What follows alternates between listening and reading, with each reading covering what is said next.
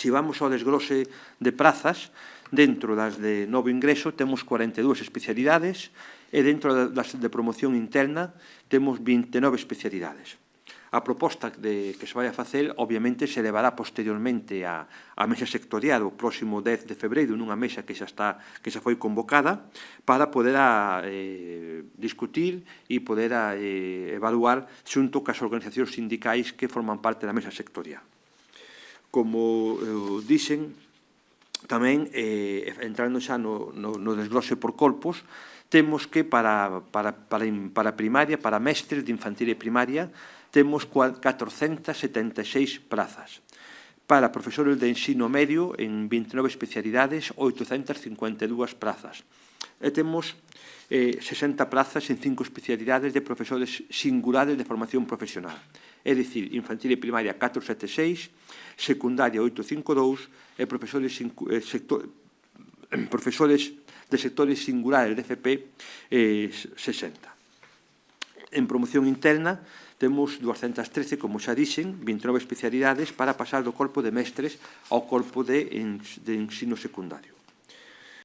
Ben, a oferta de prazas está pensada para reforzar aquelas áreas claves que van a potenciar e van a mellorar a inclusión, a atención á diversidade e tamén liñas estratégicas dentro do sistema educativo galego, como pode ser as plazas de inglés, estamos a falar de 229 plazas de inglés en esta convocatoria, ou as plazas de PT e AED, que falamos de 136 plazas en este momento. Se entramos no caso concreto de audición e linguaxe e pedagogía terapéutica, é dicir, o que se denominan na xerga educativa PTs e AEDs,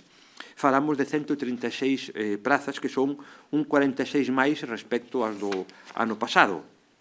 E se falamos da aprendizaxe de inglés, temos 229 prazas entre ingreso libre e promoción interna, que supoñen un 24% máis das do último proceso selectivo, ou tamén temos un importante impulso de prazas no ámbito do francés, 54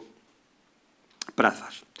Tamén hai algunhas especialidades na que detectamos que se están esgotando, se esgotaron as listas de sustitutos. Pode ser, por exemplo, latín, neste caso vamos a convocar 35 plazas de novo ingreso para latín, ou soldadura dentro dos profesores especialistas de sectores singulares da formación profesional, onde vamos a convocar 14 plazas.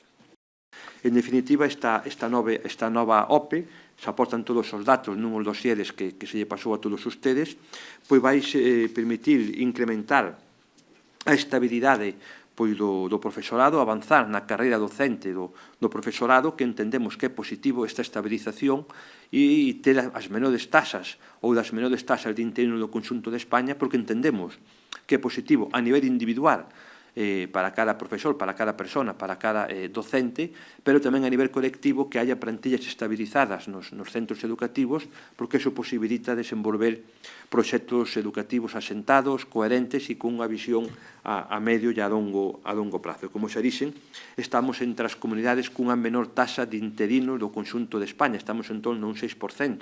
nos interinos de carácter estructural, mentre algunhas comunidades autónomas están perto do 40%, e a media de España estaba o ano pasado, non temos o dato actual, estaba en torno ao 25%, co cual estamos a falar dun gran esforzo por estabilizar plantillas, un esforzo que se ve claramente na taxa de reposición do 120 e na procura, como estamos insistindo, de ter plantillas estabilizadas, plantillas reforzadas, que van a beneficiar a nivel individual a cada un dos profesionais e tamén a nivel colectivo ao conxunto do sistema.